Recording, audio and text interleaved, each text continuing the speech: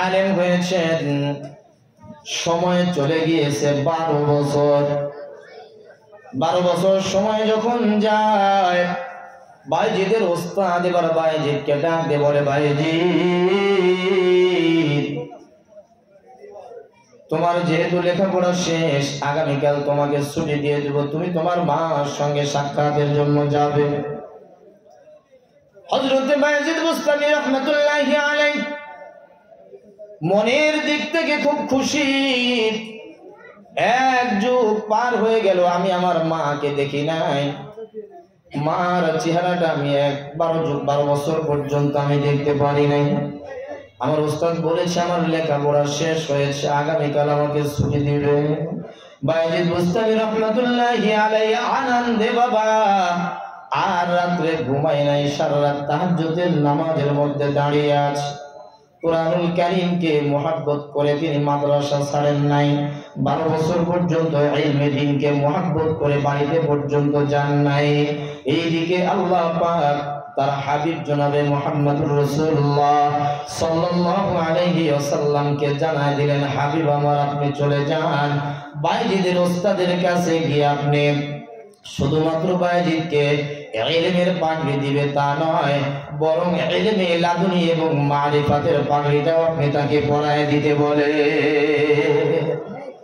বাইজিদ বুস্তামি রাহমাতুল্লাহি আলাইহি উস্তাদ তিনি তো ঘুমাইতেছিলেন, ঘুমন্ত অবস্থায় স্বপ্নের মধ্যে আমার আপনার নবী সরকারে দো আলম জনাবে মুহাম্মদুর রাসূলুল্লাহ সাল্লাল্লাহু আলাইহি ওয়াসাল্লাম চলে আসছে। বাবা আল্লাহর বান্দাকে ডাক দিয়ে বলে, আমার উম্মত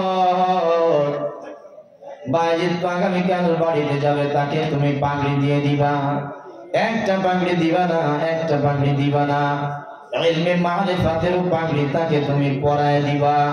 এই বাইজিদ আল্লাহ পাকের কাছে কত দামি হয়েছিলেন বাবা।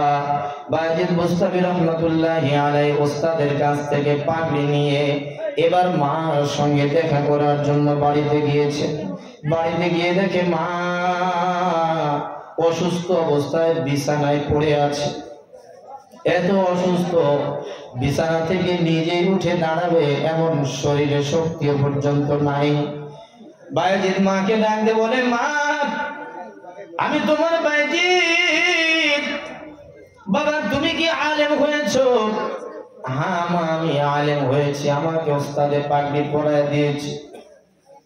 বাইজিদ বুস্তামি রাহমাতুল্লাহি আলাইহির চেহারার দিকে তাকাইছেন মা। চেহারার দিকে তাকাইয়া বাইজিদকে বলে, বাইজিদ আমার জন্য একটু পানি নিয়ে আসো।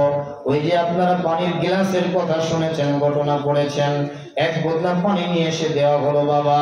বাইজিদ বুস্তামি রাহমাতুল্লাহি আলাইহির মা এই এক বোতল পানি দিয়ে ওযু করে নামাজের মধ্যে দাঁড়াইয়া বাইজিদের জন্য দোয়া করলেন, আল্লাহ আমি আমার বাইজিদকে আলেম হিসাবে দেখতে পেয়েছি, তুমি কবুল করেছো। আল্লাহ এখন আমার আর মনের মধ্যে কোনো দুঃখ নাই, আমি আর দুনিয়ায় থাকতে চাই না, তোমার প্রেমে হাবুডুবু খাই।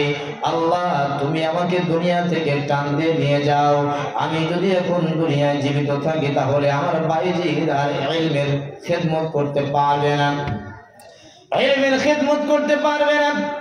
এই জন্য আমি আল্লাহ তুমি দোয়াকে কবুল করো, দুনিয়া থেকে আমাকে জানতে নিয়ে যাও, যাতে করে আমার বাইজিদ ইলমের খেদমত করতে পারে, মাদ্রাসায় আবার চলে যায়। বাইজিদের মার দোয়াটা এমন ভাবে আল্লাহ পাক কবুল করেছিলেন বাবা, এমন ভাবে কবুল করেছেন। বাইজিদ বুস্তামি রাহমাতুল্লাহি আলাইহি ইসলামের খেদমত এমন ভাবে করেছেন।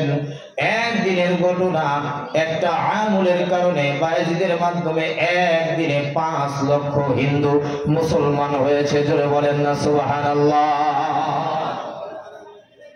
সময় যদি হয় এটা আমি বলবো ইনশাআল্লাহ। আমি বলতেছিলাম কোরআনকে মুহাব্বত করার কারণে আল্লাহ পাক তার গোলামকে মাফ করে জান্নাতি বানায় দিয়েছেন। আমি সময় এটা পাবো কিনা